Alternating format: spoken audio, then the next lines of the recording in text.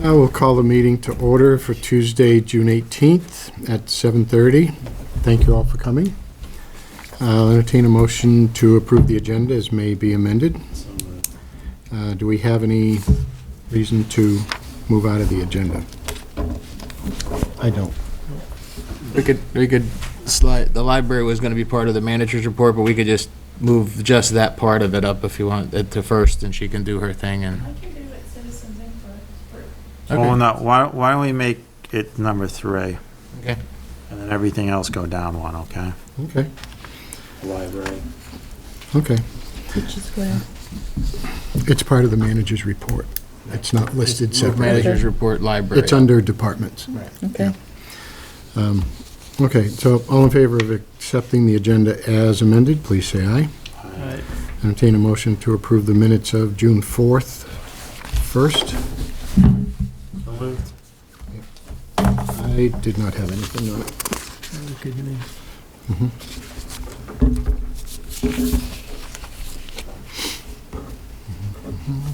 Aye. Okay. All right, all in favor of accepting the minutes of June 4th as presented, please say aye. Motion to approve the minutes of June 11th. Okay. Well, there were some liberties on item 5. Of June 11th? Yeah.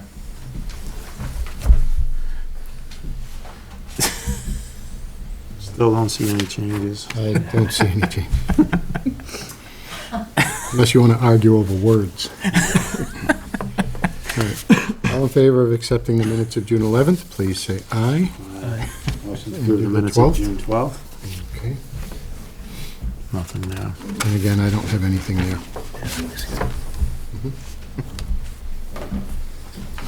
Okay. All in favor of accepting the minutes of June 11th, please say aye. Aye. And Shane, library. The American Library Association National Conference is in Washington, D.C. this year. It starts this Thursday and runs through next week. And your public library here in Killington is invited to come speak to the national convention about the Vermont Fairy Tale Festival. So we were shocked to be asked, and we'll be presenting to librarians and libraries across the country. And it's a big honor to be the only one asked from the state of Vermont to speak to the conference. Very good.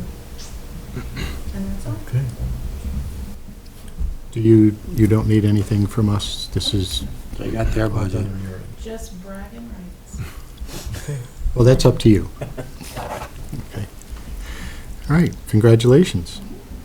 Okay. Hopefully, at a future meeting, you'll come back and let us know how it went. And we have another Fairy Tale Festival coming up, 21st of September this year. Okay. All right, thank you. Bless you.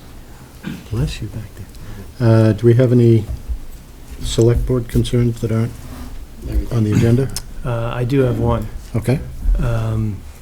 I don't know if you read recently in the news, but the city of Baltimore had their IT systems compromised, and it's going to cost them about $10 to $18 million to fix. And there's been 70 other attacks on municipalities in the last year and a half. So my concern or question, I guess, to Chet was, do we have any education or training for town employees with email accounts as to how to be on the lookout for things like malware and phishing attacks and stuff like that? I mean, the people that are dealing with the email have been talked to about, not opening things they're not aware of, and we don't have like an official training program, but we have discussed that, and everybody says, anybody heard of this, before they open them, and we delete most of them. Okay. So we're doing okay that way. So did this happen just through email, or did they come in? I Otherwise. believe it was through email. Okay. Where, something was opened and, malware was installed and the city was held Okay. ransom, so. Yes. So I just wanted to say that as part of the Clerks and Treasurers Association, I've been through several conferences where that's been a topic that's been covered. And the town as a whole, we've gone to town fair, the VLCT has covered that as well. And the last several years, we've at least had one session at conferences I've attended regarding these different malwares and things, that are out there and what to watch out for. And when I come back, or anybody comes back, we share that information. Great. Okay. So, like when we as select board members get email, it's going through the town. Yeah, it's more for people with a town computer, I think, or Yeah. more at risk than, someone like us who's just receiving email like through an Yeah, Exchange okay. server. Yeah, because all of the email is through an Exchange server. They don't have access to the actual servers. So, and we are cloud-based with our accounting software. Right. Okay. Okay, thank you. Citizens input. We've already discussed the zoning changes, so. Yeah. Right. Okay. Jerry? I just would like to let you know that, as you know, we have a senior program in town. And I'm always, after all of you, backing on this aging in place in Killington, which is very hard. So, on our own, we've put together something we call the Senior Connection. And it's a list of people, of the seniors, obviously their phone number, and also an emergency contact. It's all voluntary, no one has to put this information down. But like last winter when we had the bad snowstorms a couple times, we made it our business to call each other. And Steve Feiner has been very helpful with all of this, so I'm going to give him a copy because every time we have a bad storm, he always gives me a call to make sure that everybody's all right. But I just wanted you to let you know that it is going on, if somebody should ask you about it, so Okay. you'll know. And we're calling it the Senior Connection. And it's just the beginning, but it's a start. I hope I didn't have to get permission to do that, because it's already done. No. And my next step is to put together a list of people that will, well, I don't own a house here, but I think you have to clean gutters and you have to do things outside. So I'm going to try to get together a list of people that would do it, not for free. I mean, they'll be paid a wage, but just so the seniors would have someone to call that they could trust for one thing, and someone who would come. So that's my next step in this whole thing. So I hope it's okay, It's fine. It sounds great. since I've already done it. Okay. I had a concern, the library had an incident about a month ago, I guess now, and I don't know if it's a concern for the select board or for the Board of Education, but I believe steps are being taken to change bus stops that might affect families in town, and it might affect the running of the library and being able to serve our young people. And I just want to make sure that everything is thought through carefully and ask different people before any decision is made. Jim, you were involved in that. Do you want to? It really doesn't have anything to do with With us. the town. Right. I mean, there's an incident of a school bus or two school buses coming to, yes, a town library, but, the school is responsible for those kids when they get off of the bus until they're at a certain spot. I mean, to get into it, there's, this is a public place, and we've discussed everything with the library. I myself, as a school board member, not as a select board member, and the principal from the elementary school. And, the school has to make a decision of what they're gonna do. Well, I hope the parents are involved also. Well, I mean,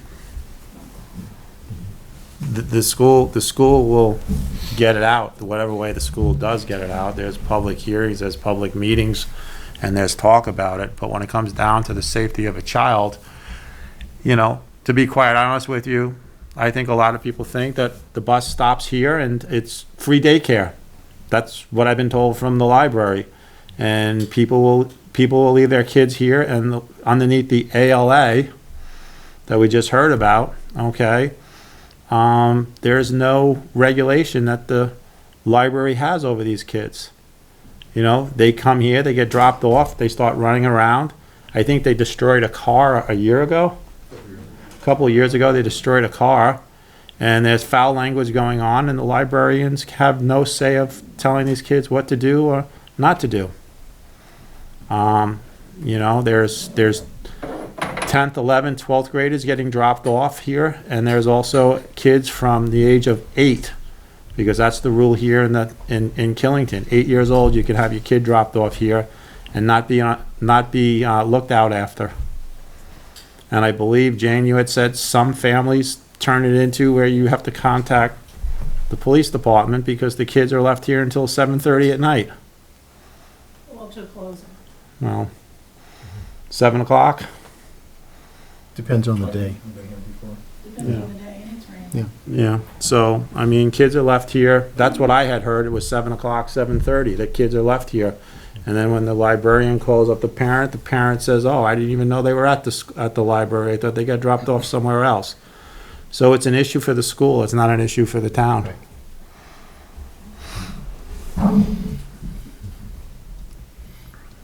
Okay. Thank you. And Jerry, I don't know if you're aware of this, but about 30 years ago, there was an organization that was trying to be formed called the Harvard Connection. It was a dating website. A dating website? Senior No, citizens. 30 years ago, I was not looking for dates. No, I just, I'm not today either, actually. it is, according to them, it's credited with the foundation of Facebook, because he was directly involved in the start of it. But anyway, I just read that book. Okay. Okay, number 6, well, it's actually number 7. Recreation Director, After-School Director position creation. Well, based on the meetings that came out of the library and school discussions related to their incidents, and the fact that the director from the after-school program has left, conversations took place about the possibility of combining the positions.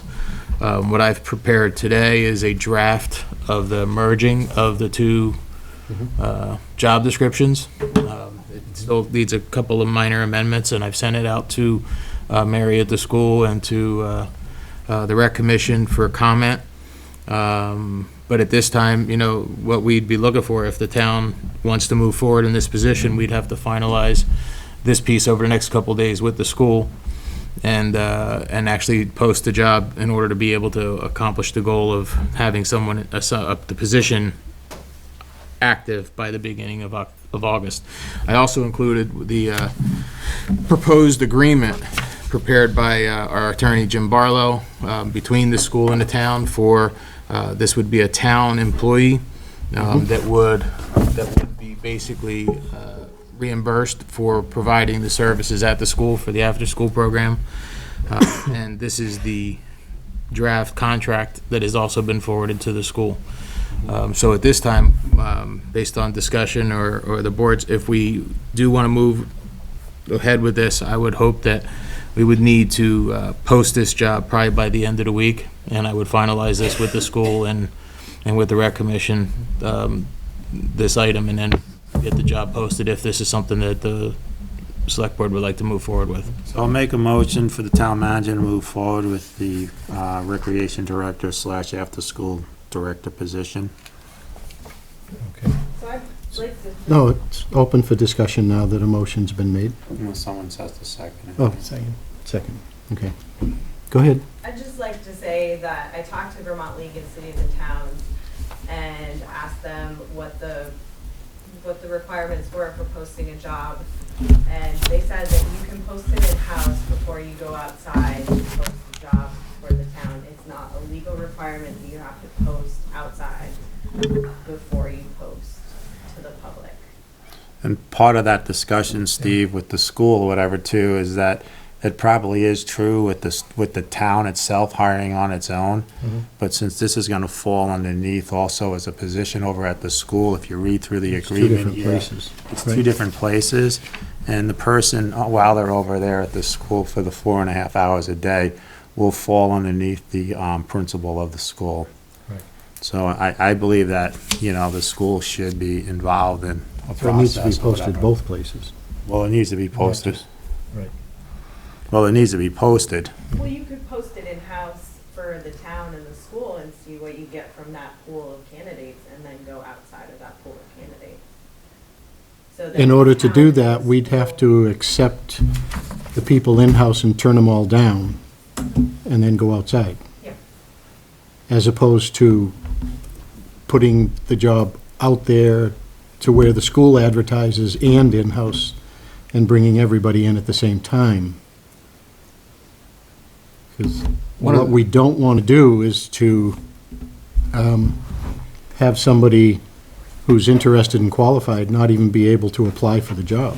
But if you have somebody in-house that's qualified for the job, wouldn't that be just due respect to have that happen? To not bother interviewing anybody else? No. No, I don't think that's respect. I would think if somebody in-house is qualified for the job, Mhm. that they should be offered the job, rather than extend it out for an outsider, if you have someone qualified within.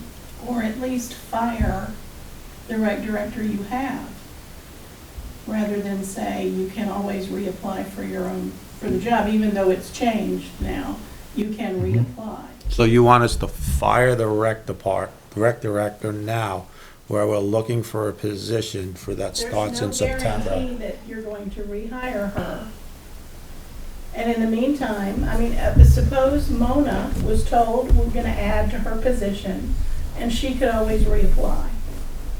It just seems like an awful thing to do to a town employee and leave them so that they don't know whether they're actually gonna get offered a position, or if you're looking for somebody completely different. Or in the process, if it was me and I had to reapply for the job, I would also be applying to other jobs. Absolutely. And you may absolutely lose the best qualified candidate who already has a year experience of up and running and networking.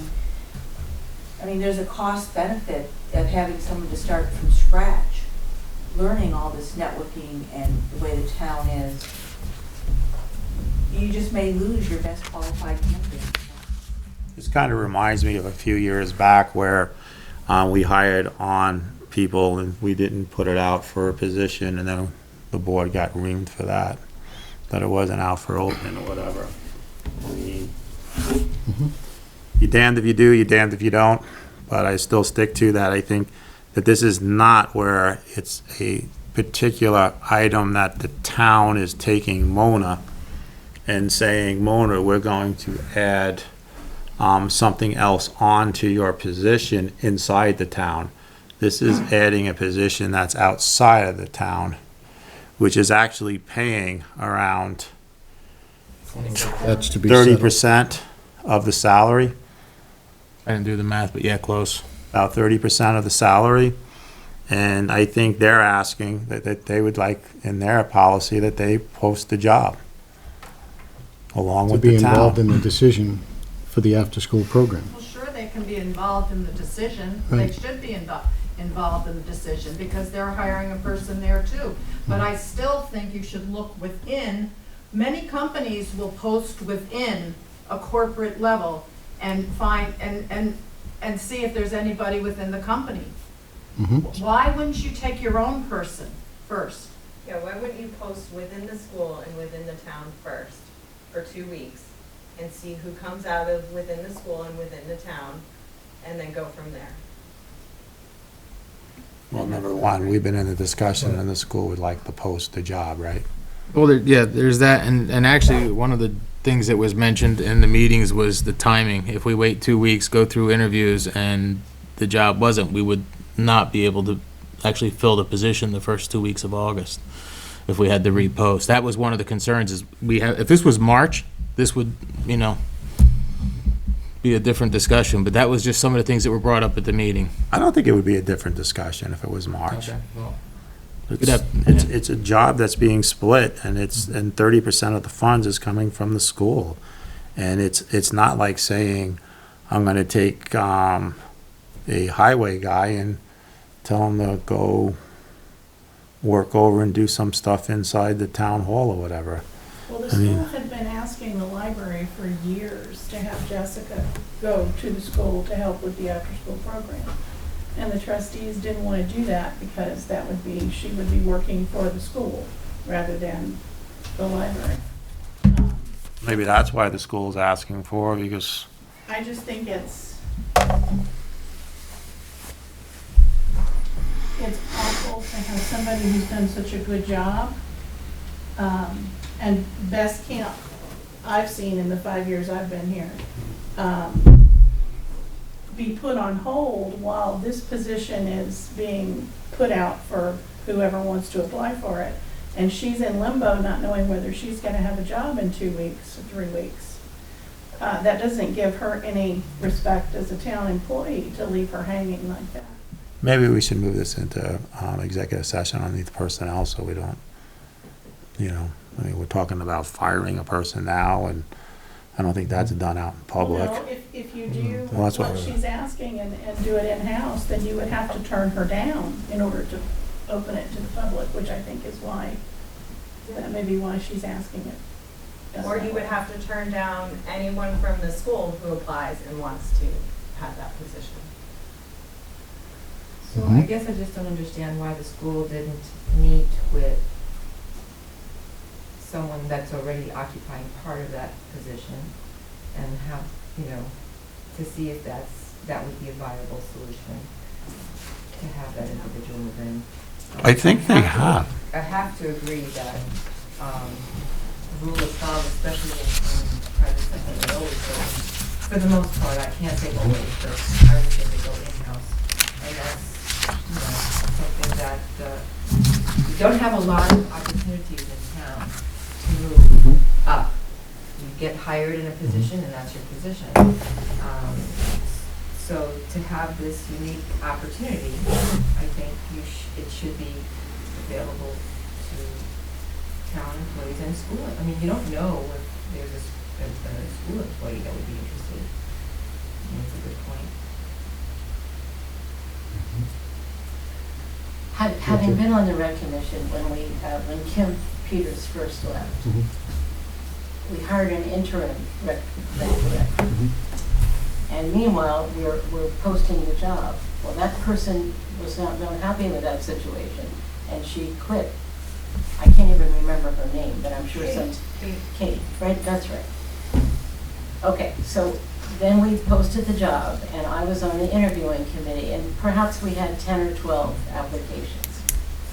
And for 2 days, that's all I did with Deb Swartz. We interviewed one right after the other. Well, out of those 12, only one was even suitable for a callback. And then when we contacted her, she didn't even call us back. So if you're sitting there thinking you're going to get hordes of applications, that may not be the case. And I know that to be true because when I went to the rec commission meeting that night, I insisted that I go over every candidate and I gave the pros and the cons of all that had come from my interview. And they all agreed with their decision that these people were not suitable. So I'm just saying, I think we have to be careful here. Are we moving too fast? Has anybody seen the new job description? I mean, I'm not on a need-to-know basis, but, oh, that's it up there? No, you've had it up.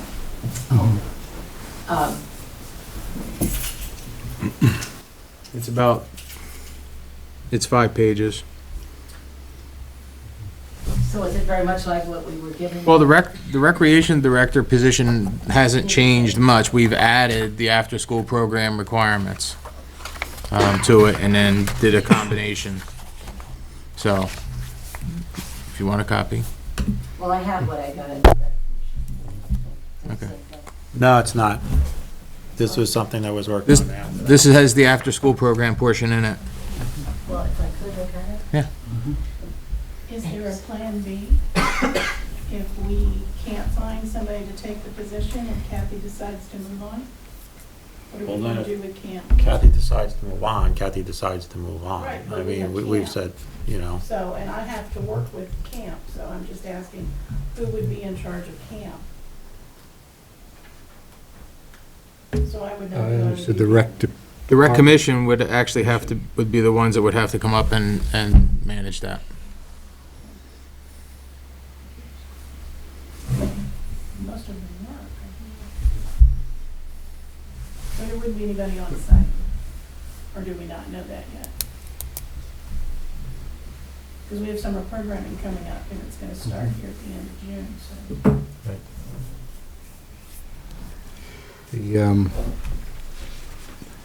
Is August 1 the required start date?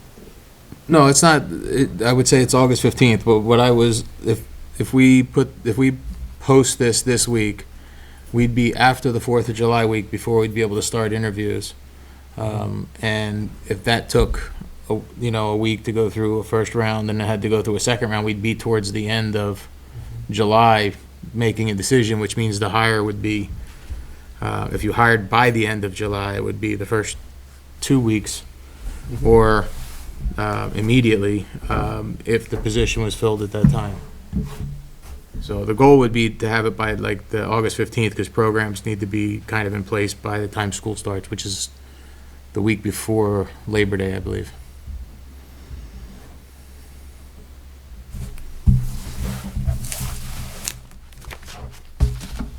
I have a motion on the floor. Yep. Call a question, unless somebody else, I'll give them a chance if anyone else wants to say something else. And then I'll call the question. So you're hoping that she stays until this position is filled? That's what the hope is that right? That's usually what happens, I believe. Why don't you But talk to her and there's- see if she'd like a promotion into the position? I don't think we have considered that. Yeah. Because I'm looking at this advertising bit, and I think it's a mood issue. We went after, we promoted from within one time for a town manager, and that did work real well. And you argued at that time that we should have posted the job outside. Yeah. And then we advertised later for a town planner, et cetera, and that didn't work well. No, it did. The planner. Well, we got one, but thank you, Chet. I think you were responsible for getting Preston. No, that's fine. I thought we were, because we did a town manager in between where we actually went outside and And that didn't, yeah. I was just, I thought, I wasn't sure which one you were talking about. Either way you do it, your chances of success Are the same. are the same. So I don't see why advertising it inside and then advertising outside makes any difference. You're not gonna get that application, and the person inside is probably gonna have the advantage anyway. But before you do that, talk to the person inside, see if they want a promotion, and see if they can fill the position. Well, it's not a question of if they want the promotion, it's a question of if they're qualified for both parts of the promotion. Well, that's part. Which is what the interview committee is going to decide, not That's part us. of offering the promotion. Or have the ability to obtain one of the following. Yeah. Well, yeah, those are I certifications. mean, the way I look at this is that the group that we're supposedly we're gonna have to put a hiring committee on, okay? There is one person from the school, correct? Mary wants to be on it. Yes. Then there's, School board member. School board. and one school board member. And then from the town, who's on this, There was the rec commission chair, right?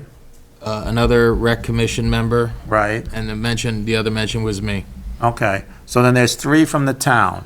And the issue that we have here is that let's put the job for inside house in the town and inside house at the school. Okay, so you're putting it to 2 places. Maybe the school has somebody and maybe the town has somebody. And, so what are you gonna do? Like, now they have their hiring committee and we have our hiring committee? Is that what you're saying? Each one put up their own? You work together. You work together, and if you have a qualified person in-house, why would you wanna go through the expense of retraining somebody and going through the expense of an outside search? There's cost and there's time involved in that. Also, if you have somebody of quality in-house, from what I've worked with the farmer's market with Kathy, I've had a very positive experience. Jane sounds like she's had a very positive experience with Kathy working in the rec department. And I'm sorry, I don't remember your name. Jerry. And Jerry said when they were looking for somebody just a year ago, they went through 12 candidates and did not have success. I don't know how they lucked into Kathy, but we were very lucky to get her because if I remember correctly, she came in at the very end, beginning almost of the season, and somehow she pulled it off last summer. She came in one night before the rec meeting. Deb and I interviewed her, and then we all, three of us, went to the rec meeting, of course, because at the time, and then Kathy was hired that night. It was an executive session, of course. But I want to ask a question, not about the hiring so much, but one of the requirements in the job description from the school part of it is to keep these children safe. Tell me how this is going to, because that's my concern.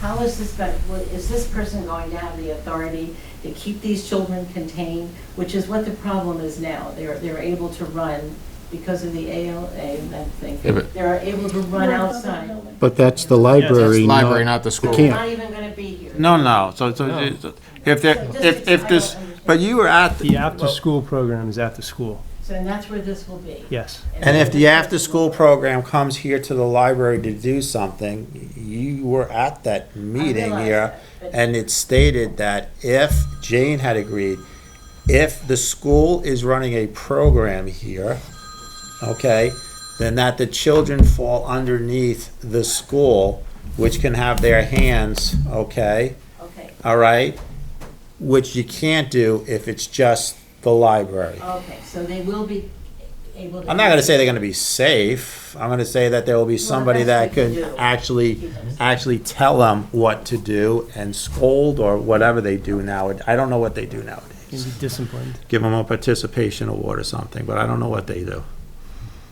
So, but that way there, by combining the two, and if there's an event held here with this position, then the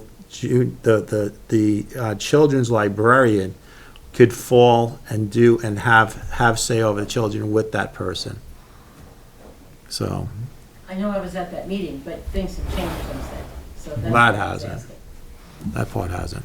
Well, and I know there have been some complaints from parents initially when she started because they were so used to Kim and they had to get used to another personality. And I've talked to the parents that made the biggest complaints in the beginning of last summer, and they are devastated at the fact that they may lose her.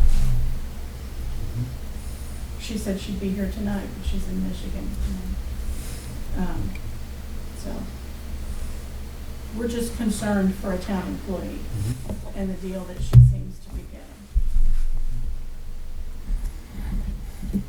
So can we take the August 1st off the table and post the job at the two locations? All right, like I said, And put let's a go. time frame Yeah, on I it. mean, if we're gonna do that, then let's just move it into executive session for personnel. Because it'll be a contract and we're gonna have to figure it out, that's all. But this is just about posting. This isn't about any particular person. Okay. So the amendment that I would make is that, I know August 1st is what you have in mind. We can post in-house at both places, put the committee together to interview anybody that applies for the job. Depending on what they come back to us with, we would either post the job or that would be it. So the motion on the floor right now is to approve the town manager to move forward with the recreation director / after-school director position. That's the motion on the floor. Okay. And So how is he we- gonna post it? Okay, so the actual motion would be whether we're going to combine the two jobs or not, which, This is what the motion on the Which floor is a we're- recreate, okay. we are creating a recreation director / after-school director position. so then after that, we can direct the town manager and Well, I mean, how to post that and put motion, it together. that motion's on the floor right now, so we can Right. I'll call that question. And then someone can discuss about the posting. There's nothing in here that Okay. says posting right now. What we have in front of us is a recreation director / after-school director position, Okay. creation. So if you want to, call it. That was my actually, motion. you've already called it. Yeah. Yeah, I called the question. Okay, so all in favor of creating the position, and that's all that this is creating the position, please say aye. Aye. All right. Now, from there, and we can, When is our next meeting? July 16th. we will probably need to get together before that, So, because this We need has to- to do with, because it runs into his vacation, which is why it's not for a month. right, but we need to have a motion to form, and we'll go into executive session about how we're gonna do the hiring committee, because you have to get a hiring committee no matter what. If you're gonna do it in-house from here in the school, you have to get a hiring committee. Right. And then let them come back to us with a, And we can make a recommendation, but they're the ones that are going to decide they can come back with a ultimately on recommendation. how it's going to go. Well, they'll come back to a Okay. recommendation to us. Right. So we'll, that motion's passed, that we're making the position, and then later on, we'll talk about forming. So because we'll be talking about specific people, we need to be in executive session when we recommend people for the committee. Is it felt that this is a 40-hour-a-week job? Yes. That would be Chet. Yes. And then Chet can get in touch with those people and get them back to us as quickly as they can. And we can make a recommendation for how it's posted, but ultimately it would be the hiring committee's decision for how it goes. Well, I think it comes back between. Well, he's part of the hiring committee. Yeah, you're gonna have to. So go he back can bring with these recommendation. he can bring these He's gonna bring the concerns recommendation to to it, us. the recommendations, right. Right, not the ultimate end answer. It's gonna fall upon the select board saying which way this thing is posted with their recommendation. But we can say tonight that we're okay with how they want to post it. Then they wouldn't have to come back to us and have another meeting. Well, I'm going to be proposing a meeting on Thursday for the public safety building. So we can have a quick discussion and we can contact all the members and see if how quickly we can put together a quick meeting to talk about process. Okay. And we'll plan on talking about it on Thursday. But we'll talk about executive session, creating the committee, and then I'll contact all them tomorrow. Okay. Okay. All right. So that's where we are right now. Next one, Green Mountain National Golf Course, financials.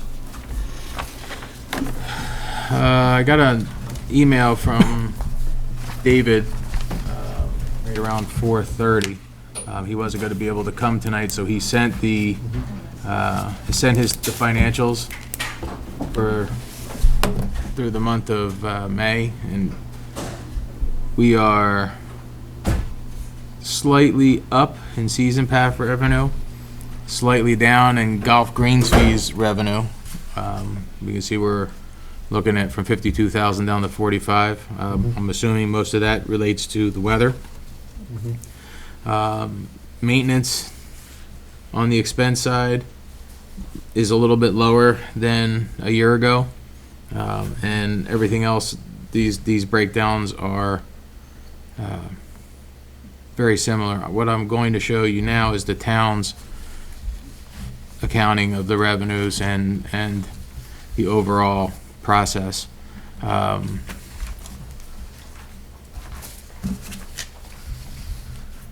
The budget for the year is, in fiscal year 19, is $1 million. We have $115,000 in total revenue to this point this year. Last year we had $142,000 in revenue, so we are down about $25,000.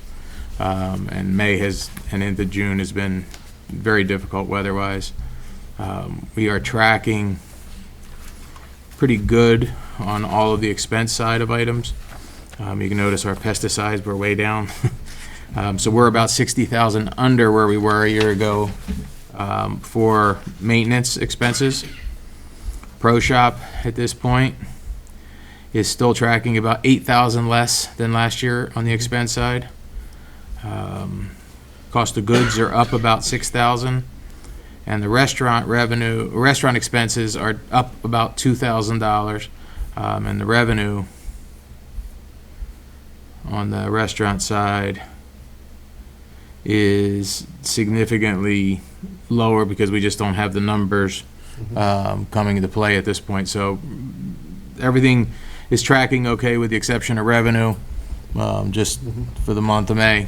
So the 115,000 total revenue includes the food and beverage. Yes, Okay. And last year we were at 142. correct. So you're saying we're $25,000 under where we were last year. Right. On the expense side, just with the total, that's the next set of pages. Total expense, we are that's about 90,000 less than last year. Most of that coming from the fact that we didn't have the golf pro salary doubled up for the beginning of the year and things of that nature. I think that was like 60,000, and we also had some money to carry it over from the year before that was around 30-something thousand. Right. So most of that is the reason that the total expenses are down, and the net we have less of a net loss at this point in the year. So overall, $65,000 to the better than last year. Right now, yeah. And that's not counting. That's overall, right. And that's not counting the month of June. Correct. Okay, it counts May. It's just This to is the just end of May. To the end of May, so it counts June, so. So there's going to be a little added expense in June because they had to go in and aerate the greens and try and Right. deal with the winter kill, not try and. Yeah, and talking with Peter today, he is fighting a battle that's stressing him. He's been really, he said he's tried multiple things. He's had multiple people come in and give him ideas, and he's tried them all, and he's still just, This he's is the one they're fighting hanging an their uphill hat on. battle. And this is the one they need the weather Yeah. to help. But the So- fact that they're aerating and putting the seed and fertilizer down in the hole, it's less likely to wash away or blow away, which is what's happened to them twice already when they did the surface cuts and just seeded and fertilized on the surface. And at the meeting, he also mentioned that the amount of rain we had was also creating a layer of algae on the greens that the grass couldn't grow through. And by aerating, they took the algae out. I mean, it's still in little places in between the holes, but for the majority of the area that they've aerated, and they aerated where the winter kill was, not where the entire green. And this also addresses the algae, which gets rid of it. So now the grass is just in sand and fertilizer to try and grow in the area. And one thing, I was out 2 nights ago, and we have none of this on the back 9. For some reason, the back 9 greens came through without any winter kill. And you would think it would be the other way around because those greens are higher, but they didn't. Okay, thank you. I know not a lot of people were at the meeting, so And this is just an FYI, I received the Golf Academy agreement today, so I'm going to review that and get that signed and off, and we will hopefully start to bolster revenue with that in the near future. yeah. And the one thing in there, when you had sent it out and I read through it, when it talked about the pricing that these particular individuals would pay, that was fine, that wasn't part of the issue. But it said midweek and weekend, which concerned me when I read it, but further on, it says that they will only be playing at available times. So they It will, also says in the contract that we can limit what days that they don't, so we can take weekends off when you read the contract. yeah, There's one spot in there that says. and it's gonna be, well, for the whole season, it'll be work in progress because it's gonna be how people sign up to be part of this academy. You know, so they'll know as people sign up what they're gonna be, or what they're gonna need to do. And they have to work around existing tee times and existing, because we have a fair number of groups that play there. And it has to work around them. I'm just getting at it inside the contract that states that you can say no Friday, Mhm. Saturday, Sunday morning. That's And what's we up. can say no at the end of each year also, Yeah, if at any time, I mean, they're talking 50 people over the course of the year. over the summer, yeah. Over the summer, the way John had said it was that, in dinner is that these golf pros or whatever come here for a 2-week period, 2 or 3 week period, and they schedule within inside that 2 to 3 week period and they'll stay here. And that's when they're pushing for people to come, so they know where they're pushing them. They're not gonna fly somebody in for a 3-day golf lesson and then fly out again. They're trying to stack it together. And I looked online at some of the sampling places for this Bird Golf Academy, at some of the other golf courses that Brown has them at. It's mostly Sunday through Thursday is the majority of them. Right. Okay. Town financials? Town financials, right now, barring any news in the next month related to Irene, we are expecting at some point in the next month to be hearing back how we did on, we're gonna have to do with, whether we have to pay our grant back or that type of thing. Our revenues are up about, $95,000, overall from a tax perspective. A lot of that is associated with collecting delinquent taxes. Reimbursements, we have several of those related to insurance reimbursements and things of that nature. Town clerks are slightly down on revenue. Recreation, slightly down, but above this time last year. They're below budget, but they're above by $4,000 last year at the same time. Federal and state aid payments, we are under budget only because we were not obviously going to receive any additional FEMA money, which we had $100,000 budgeted. If not for that, we are about $20,000 over budget on the revenue side. And the biggest item we have where we have an increase in revenue on the local options tax was the fact that at the end of the fiscal year last year, the last quarter, the second quarter of last year pays in the third quarter of this year, which is the beginning of our fiscal year, still had the sales tax portion, and we didn't budget for that. So that shows us up almost $150,000 up on the options tax because we did not assume that we were going to have the sales tax portion in that first payment. On the expense side, we're tracking pretty good. We're under budget if you go to the end product, with the exception of things like sand and all of those highway issues. We are currently about $408,000 to the good. So, right, I would talk that I think we're in a good place. We're about $400,000 under budget on expenses. So I think we're in a fairly good place right now. We've made all of our large bond payments. So we have one more payment that really just affects the restricted fund. They just finished picking up the hazardous waste today from the bridge down the street. So we are now completed with the bridge. Not sure when I'll get the bill. It might actually be in next fiscal year, which would benefit the end of year restricted fund balance. But overall, I'm very happy with our overall revenue and expense side of things. Moving on to the treasurer's report. The only thing I wanted to draw attention to in this was on the third item under the total for items that are outstanding from that fund is the $150,000 bond anticipation note. When you look at the restricted fund balances, you'll notice that the public safety building is a minus $60,000. That is because, for reporting purposes, when it's a bond anticipation note, is entered into the accounting system strictly as a liability. So we don't put the revenue into the restricted fund, but we are expensing the expenses against that 150 in the restricted fund. So even though it's a minus 60,000, the positive 150 that's in the cash balance actually means we have a $90,000 balance still in the public safety building. The initial money that was Of the put initial aside. money, correct. So we're still in a good place there, even though the accounting will show it as a negative.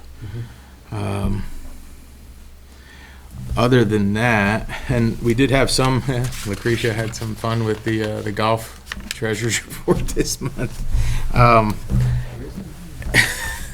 It related to the new POS system and the reporting for revenues and being able to separate them and then trying to balance the issues. I think we're in a pretty good place now. We are looking to clarify, because the new purchase and sale system has a multitude of breakdown items, and we're trying to track and make sure they're all charging the right amount of state sales tax, because sometimes that number's a hair off with rounding and things like that. So we're just trying to clarify those items. Balance as of May 31st was 87,000. Currently, I think today we had 138,000. You'll notice in your warrants, we're putting at about 104, but there's still a little over $50,000 that's in the clearing account that's got to be added to our revenue. So we're still running like that $70,000, $80,000 balance, and hopefully we'll start to see some revenue over the next 30 days. So my question on this here is, the money for the golf carts, is it coming? We have not received the 122,000 yet. So we made budget decisions on that money coming in and being used for a certain capital. Correct. So are we going to put instead of putting that 122, we're not going to put it in as receipts. No, it's going to be, We'll put it underneath a separate line here. it'll be under a restricted fund item like we have in the other. It'll have its own restricted fund line up the way we are doing it for the other. So Under golf or town? Golf. golf. So there's nothing, I mean, this is telling me that there's 87,486 in the balance, and then at the bottom says there's 19,503 in restricted, but it doesn't tell me, there's not a restricted fund account in here.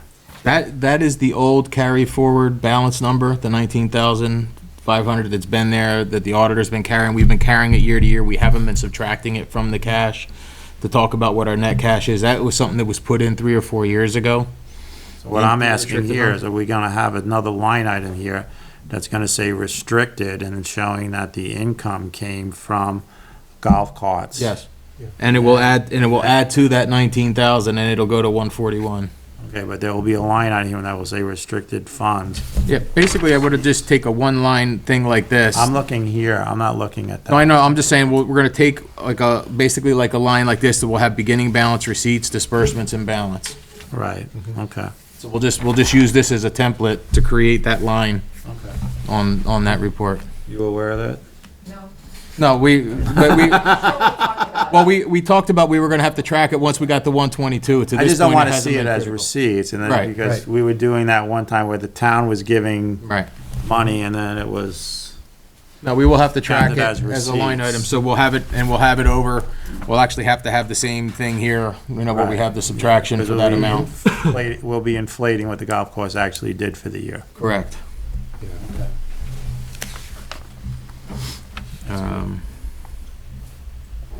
You don't need a motion for these things, right? Motion to accept the Just a motion to treasurer's accept the report? treasurer's report. Motion to accept the treasurer's report? All in favor, please say aye. Aye. Request for zoning, for a zoning amendments, or for Well, zoning I amendments? should have taken, I'm sorry about that. Okay. Typo. Well, it was originally, we had gotten when I first did the agenda, the planning commission had sent a request to the select board via email, that I have here, asking for they made a motion to have the select board, start the process for a zoning amendment to deal with the accessory structures. Accessory structures currently, the mother-in-law apartment type of usage, originally wasn't allowed in Killington, is now allowed, but had to be attached to the house. It couldn't be a separate dwelling structure. So if somebody had a detached garage, they couldn't put an apartment above it. So there was a request made make that amendment, and with those comments, I had passed that along to Kevin, who's also been working on the short-term rental and some of the adjustments to our existing zoning ordinance while we get some of these items addressed. And he added a section at the end of this for accessory dwelling units, which basically says this basically mirrors what the state statute requires. An accessory dwelling unit doesn't exceed 30% of the gross floor area, has sufficient wastewater capacity, and all of those pieces. And also, the short-term rental piece, if we were to add this, what this will do is allow the zoning ordinance to manage the process and give us the authority to control how these things are used.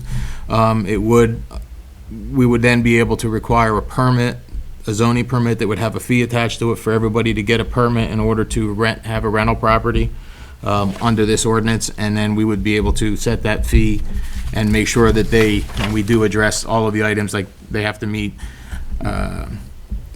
short-term rental documents and permits set forth by Section 2, so that they have to get their state permits, things with their wastewater, and meet current zoning, and the statutes are listed. So basically what we'd be looking for in this case is for the select board, if we want to move forward with this process, to send this draft to the planning commission for review and comment, that we can then have those comments sent back to Kevin Brown to verify if there's anything that we have to adjust in this, and then bring it back to the select board to start to move forward with implementing these changes.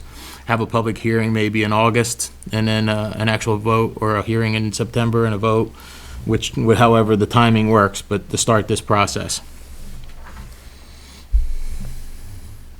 I have a question here. Hotel or lodge? A hotel, motel, or lodge consisting of buildings or portion thereof kept, used, maintained, blah, blah, blah, blah, blah. The renting of an entire dwelling unit does not constitute a lodging operation. However, such use may qualify as short-term rental. Right. So the only reason why I have a question for here is now, so I'm not a hotel or a lodge, I'm leasing to Castleton University. You changed, Okay. yeah. No, so what do I fall under? That's my question. If the town says that I have a long-term rent, so I'm not a hotel or a lodge, what am I? Okay, well, that's one of the items we'd have to That's the address. question. And then, yeah, so that there, and only because I'm going through it or whatever.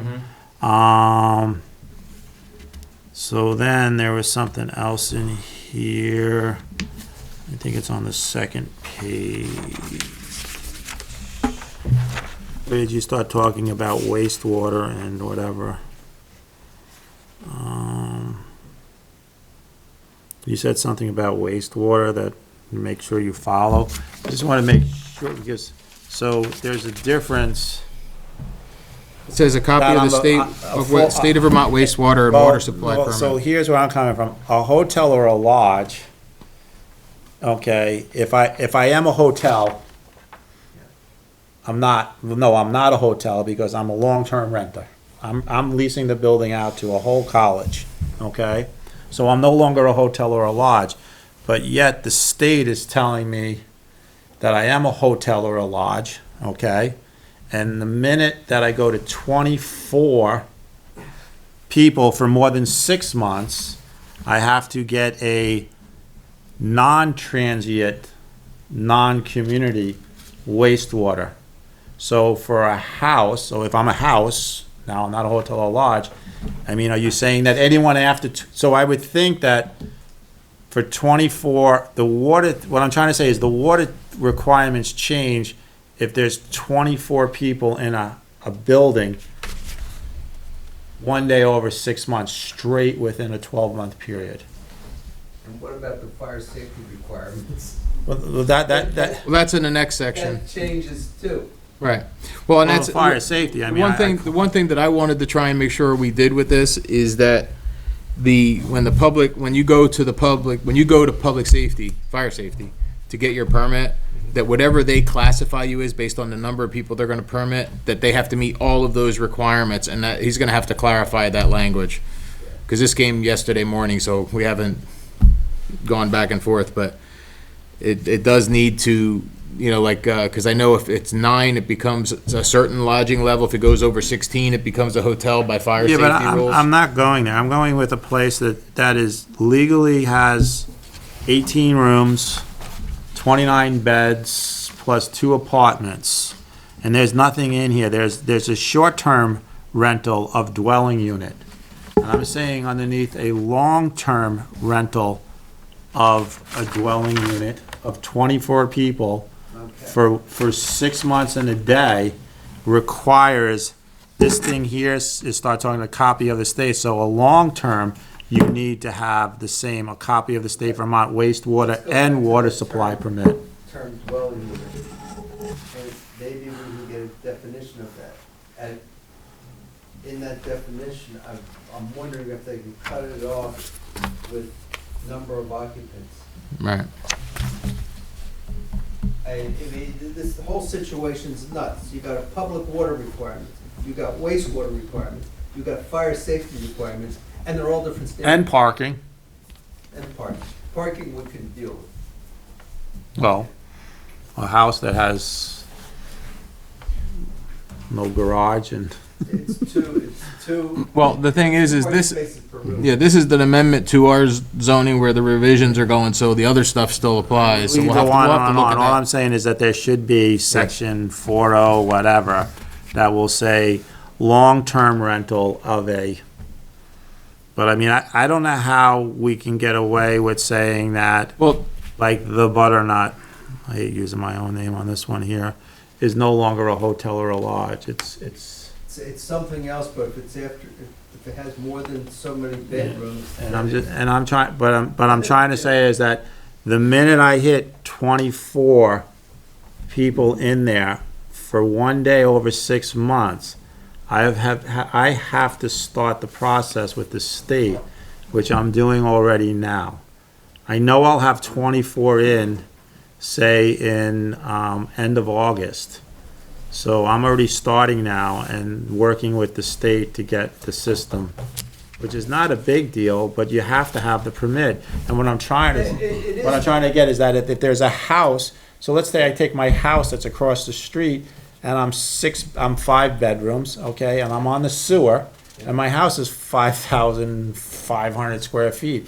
I could all of a sudden start adding 10 more bedrooms into that house and just make it the same, and I would expect you, the planning commission, to hold me liable for the same rules as I am across the street. That the minute there's 24 people in there for more than 6 months, that I have to show all this stuff the same as the short term. So I'm looking for a long term also, and have, once you hit 24, follow me, Chet? yes, You'll get that to the lawyer? yes, I will. We could go on and on and on, but I think it should just be the same rules for everybody, no matter So what. what I'll do is I'll send these quick things off to Kevin, and then Yeah. I'll give this stuff to Preston so it can come to you at your July meeting. And then we can start that I process. think that's where one of the issues is that people are going out and saying they sleep 36 people. Okay, it falls underneath the short term. But now what if that person comes in and says, well, I'm gonna go long term? And I'm gonna lease it to somebody, and I don't really know what they do with it. And now you go back to the tax department, what's short term, what's long term? Well, Long it- term's of more than 30 days, short term is, Right, yeah. so, So on our end of it, we're just looking to approve sending this To the planning Or- commission for review. for review and whatever changes need to be made. I almost thought they sent it to us. I thought we No. said. Well, you sent me the request for the accessory So dwelling. we'll send it back to them. Request. What the goal was is now some to go back- requested changes and But it- looking into Right, it. but it Right, needs and to have then changes before We'll we do that, can. and then that way, then you can send back your draft final document back to the select board. This is to start the process. These things were happening parallel. This is nothing to do with the other part of an accessory building. Well, actually, the last section is. The section 417 accessory dwelling unit, this is the correction that the planning commission is looking for. Get rid of the apartment. Right. It can be connected. So this is, that last piece is the part that they were requesting. So also in there, I mean, and this is, so I have a house and I have an acre or two and I can put another garage, or no, it doesn't even have to be a garage, I could put another unit on my property as long as it fits within the setback parking coverage requirements specified in the bylaws.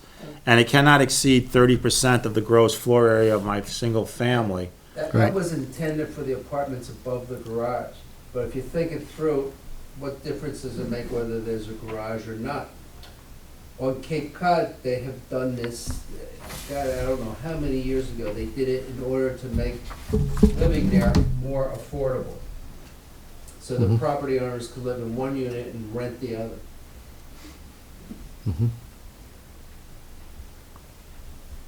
So this section here is telling me that if I can find a spot on my property, You meet the setbacks? I made the setbacks or whatever, Yeah. I could put a standalone building as long as it doesn't exceed 30% of my gross floor. And my house is 5,450 square feet, so I could put up a 1,620 square foot Yeah. That's not. building on the side, and I'll be legit. I If you just meet- want to make sure that's our intent. Yeah, that's what the request is, and as long as you meet the wastewater capacity. Yeah, I'm on sewer. Yeah, 1,600 feet is. It's about the size of most single-family home sites, David. They're not like ours, No, okay? it's half So- of what I've got. Yeah, but it's, That's I'm what I'm I'm saying trying to it's do. about the size of most average single-family home sites. Is about 1,600 to just under 2,000 square feet is the average. And that maximum, and I'm going to assume, I'm not putting up a 1,600 square foot house. no, but what, this is the maximum, How are you gonna have them on my property? the 30% is the maximum allowable by state statute. The town can restrict that if they want. That's what I'm bringing up to your So, attention. and that would be a question for the planning commission. Well, the 30% is the number that's in the statute. Yeah, I know the 30%, but can the town restrict that? The town could be, But we restricted it now with had to be attached, which is not in the statute. You can always go more stringent, you can't go I less. don't know if that would hold up. Okay, I'll town ask could him the go question. stricter than the state Right. rules. The You can't town go weaker. cannot go lesser. Right. It could go stricter. You can come out here and say, because I want to put up, I could put up a one-bedroom, whatever. You could limit it to a one-bedroom. You could say no more than 30% or a maximum of 900 square feet, or There's not too many 5,000 square foot houses. There's a few, but somebody with a 5,000 square foot house isn't going to put up a 1,600 foot house. People are buying 5,000 square foot houses but for they're- Airbnb, and then they're putting it, and you already have one issue going up in one area. That's what I'm watching out for, because it does have 5 acres up there. But here's my point on that. How big is the house? 30% being less than 30%. Our zoning prevented the mother-in-law apartment. And that was preempted by state legislation. So if we put a 20% in there, is it preempted by the state statute that says 30?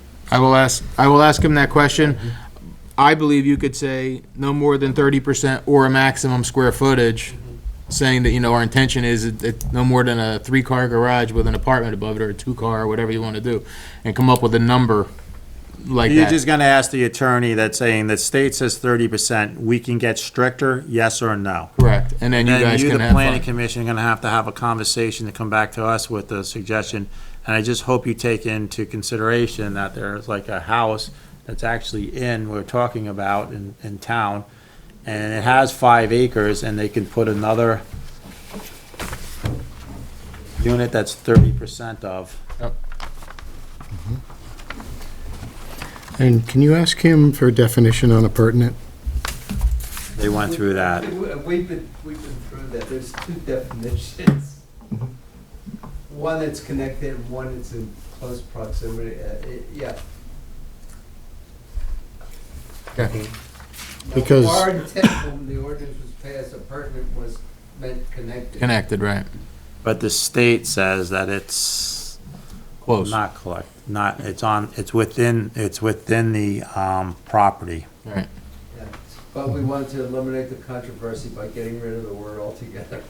I think it's great you're doing it. I just want to make sure we do it right, that we don't like all of a sudden start having We don't want 2,000 square foot houses showing up on a, We don't want unintended consequences.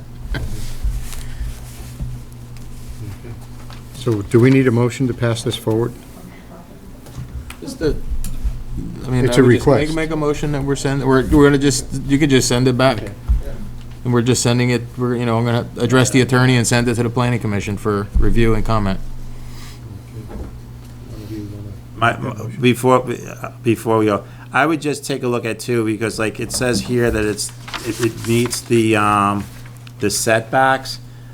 You know, somebody went through the process of putting a house up on an acre or 2 acres of land, and when that permit gets put up, the person has to put a permit sign up, and that allows the neighbors to come and say whatever they want to say or whatever, and request whatever, if it gets denied or it gets approved. All right, now what you're saying is that person already has a house up, and this here will bypass that, and you're saying it fits into the, so it could be an acre and a half of land, and this, so a person puts up a house, and the land, it's 200 feet from the house to it. Now you're saying 20 feet away from the property line, and that could totally No. change. No, you still gotta meet the setbacks. Well, the setback is 20 feet. Well, it's 25 in 25 most. on the side, 50 up front. 25 on the back. Yeah, because I know of one house that was constructed in Mendon, builder screwed up and didn't make the setback Yeah, after the house was built. Right.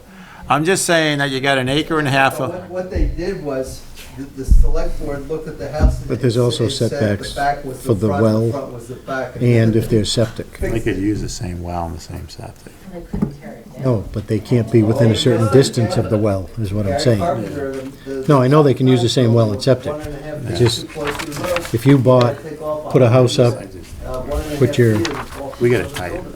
We're just sending it back and then, okay. so we're sending it back to you guys to make, and you're gonna ask those questions and then it will come back. So, entertain a motion from, Make a motion to move this back to the town manager and the planning commission for further review and correction. review and correction. Addition, not correction. Okay. All those in favor, please say aye. Aye. Allocation of teen center proceeds and donations. Okay, when we look at the restricted fund sheet, we've been carrying a balance of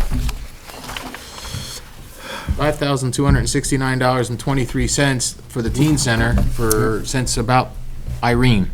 The teen center was opened by a organization called, there was a Killington Teen Center bylaw, and the official name of the organization was the Killington Teen Center. It was privately run. There was fundraisers held. There was donations made. This money represents the money that the teen center raised or was given over like 5 or 6 years. After Irene, the teen center was deemed not usable, and the cost to renovate it was too great. So the money is sat there. In an effort, I asked the questions, where's the money go? Who has control of it? And things of that nature. Mona's daughter, Asia, was a past president of the Killington Teen Center. And we are just trying to clean up some of the items on here that are just sitting basically in a stasis for years and years. They have made a request that the town distribute the funds to 3 organizations, one being the Killington Families in Need, the Killington Food Shelf, and the Killington Seniors, equally. And I'm looking for. moved. There you go. Who's that? Killington To discuss this? No? Okay. Because it's up to them to decide where it's going. All in favor of that allocation of teen center funds, please say aye. Aye. Managers report? Just a brief update on a couple of things. Guardrail, we just completed all of the repairs on East Mountain Road. There was 10 locations. Last year, when we were looking at it, there was 8, so we increased it by 2 this winter. So those are taken care of. The guardrail at the bridge was completed, as well as the bridge itself being finalized. That's the cleaning and painting for the steel underneath. We reinstalled guardrail, I think it was around 1,100 lineal feet at the northern end of River Road that was lost during the Irene storm. It wasn't replaced in its entirety, so we did replace that this year. Excuse me? When I came in that way, I said, it looks like there's more guardrail. There's a lot more guardrail. There was about 300 or 400 feet, and now there's 11. We got it up the hill where it belongs, because technically the rule of thumb is if it's over a 5-foot drop and over a 3-to-1 slope, you're supposed to have guardrail on it. And if there's any incidents, and we do have incidents along there, and it far exceeds the dimensional requirements. Okay. So that is complete as at this time. Driveway permit. I have a driveway permit request from a Shelley Sayward. It's 180 Old Coach Road. Basically, this is Ken Lee's lot. I didn't realize it until after I went out and looked at it, that we had actually approved a driveway access permit for Ken Lee in 2013. And I would recommend that we approve this one with the same conditions. And in this, the condition was a culvert will not be required at this location due to the driveway location be at the high point between 2 culverts. The applicant shall grade the drainage ditch to ensure stormwater flow is directed towards the adjacent culverts, and the driveway shall be crowned and graded to ensure all runoff is directed into the drainage and ditch area, not onto the roadway. And the other requirement that's carried in the basic language of the driveway permit is that they will have to pave the first 20 feet of their driveway, because they do attach to the paved portion of that road. Is it the same location as the previous permit? Yes, it's actually, the driveway is kind of roughed in. They've been driving in on it, so it's in the same location. Why do we need to, they already have one. Well, yeah, I figured we'd make a motion, sign this one, and they can file it with their deed, and we're done. I didn't realize it till today when I went out and I was looking. I forgot that it was Ken Lee's, and I started going back through the file. Instead of having 2 on file for one project. Okay. That way it is the same exact one and not a foot off or 2 feet off, or they put a second one in or whatever. Okay. Which has to be listed under the new owner. Yeah. Yeah. Well, it goes with the property. Yep. It just should be in the zoning file and. Follows Right. the The property. zoning file Yeah. be there, okay, Yeah, no, the but- name on it, but it's in the zoning file with the Mhm. property. Right. Yeah. So I just, it was the one that I didn't realize it was the Two permits same. for one property on the No. two Makes confusion. for lawyers. It makes us money. Briefly on the Minuteman Pearce meeting update, as you remember, when we had our last meeting, we were scheduled a meeting with Minuteman, who is the dealer for that provided the new ladder truck for the town. There were some contractual issues related to delivery of the truck. There was a lot of repairs that had to be made.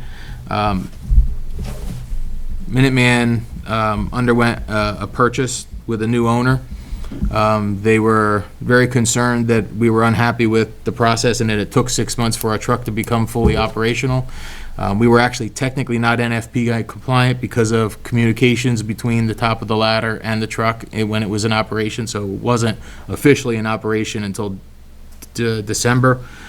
Based on the contract, it was $100 a day for the duration of the time, from the time it was supposed to be delivered to the time it became operational.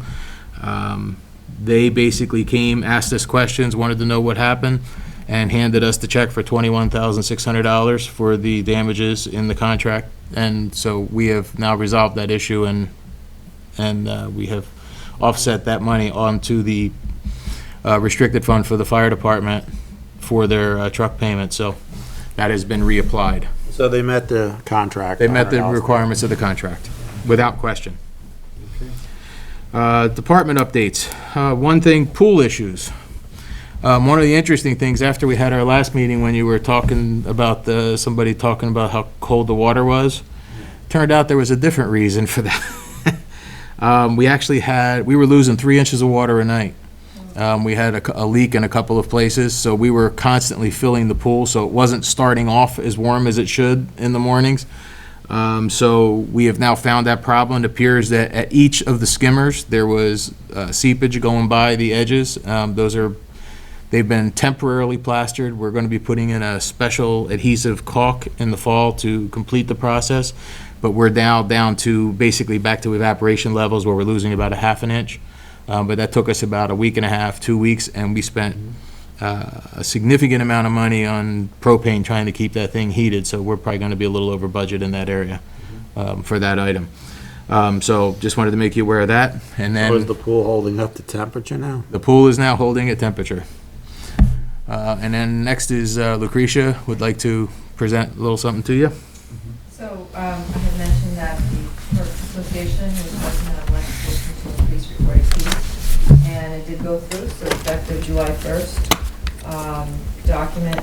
Recording fee going from $2 a page to $15 a page, and plaques, survey maps, they're gonna go from $15 a sheet to $25 a sheet. And we're also increasing, we also got an increase in when people come to search and involve, they're charged $2 an hour, and that's going to $4 an hour. Along with this increase comes the requirement that of that $15 per page fee, $4 must be put away per page for restoration, preservation, and digitization. We currently put away $2. It's that line item on the restricted funds, like land records. So that's going to,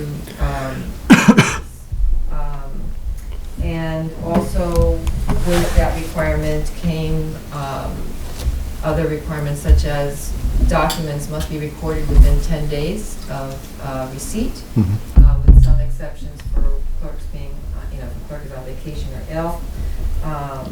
We have a lot of documents that are now coming to the town in electronic format from the state of Vermont, primarily liens, all the land use permits now, and those state permits, other than wastewater permits, all come via email or electronically, and it also stipulates when those are being recorded for attorneys to know. And just wanted to let you know that there is a report that has to be submitted to the legislation every 3 years, where we have to report in detail all the fees that we are collecting.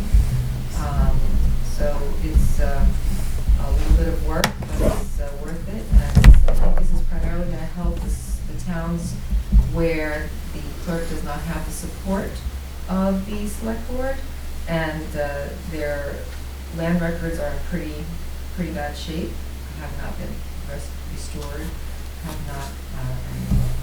The other thing that the legislature wants to know as part of the report is if a town is not digitized, what their plans are. They want towns to go to the digital format for records. We are digitized from 1980 forward. All our records are hosted by a software, land record software. So just wanted to let you know that we finally were successful in getting the fee increase. So we'll see the town clerk a little bit, as well as the restoration. In this town, the boards prior and everything has always worked with the town clerk. The town clerks before me did a great job in securing. I'm saying that the No, board. for sure. There's always been a lot of support for the town clerk's office. I feel that the clerks before me and the present clerk included and assistant clerk have worked hard to maintain that office so that records can be found and people's title is not at jeopardy. Would you agree? Well, from experience, I could say that Killington has some of the best land records around. The city of Rutland comes close, but you're better. You Oh, got your good. better That's imaginary. covered. Yeah. All right, thank you. And that's all I have today. That's it. Do we have any liquor control tonight? Lucretia brought it for herself. Just Oh. two. So I have one application for a special event permit. It's for Caledonia Spirits, and it's for the, it's an individual event permit for the wine festival. So they're independent and they have to do it individually, so I just need the okay to go ahead and. Motion to, Yeah. what's the? Will they be part of the wine festival? Yes. So they'll be up in that area? Right, Okay. so, yeah. All right. Didn't we like just make a blanket for, just keep on going to Lucretia? I mean, we did make a blanket, but is that okay for you? So what I'm going to do, actually, and it is on my to-do list, I've just been a little, we've just been a little busy, and Whit and I are gonna sit down at some point. But I am gonna come to the select board with a procedure for liquor licenses to avoid, with the, you know, so that we can avoid, having to approve them individually. Similar to what we do now with the renewals for the first class. So you want a motion for the, Just that you're okay with. we'll you make can a actually motion just- that yeah. Lucretia, the town clerk clerk. can move forward, with the, that's an outside No, consumption, it's a special event permit. special event permit for Caledonia. And then I have just the request to cater, David Huck. And we Oh, don't so do it's that. not- so just, Pizza. Right. This is, yeah, just for information. Okay. He's going to be catering at a wedding at the Trailside Inn on June 29th. So, all in favor of the motion for the outside permit? special Special event event. Aye. for town clerk? Aye. All right. Okay. Do we have other business that's not executive session? I do not. Do we have anything out there? Good for now? All right. I have a personnel for executive session. Okay, so motion to go into executive session at, we'll call it 9 o'clock by the time we get cleaned up.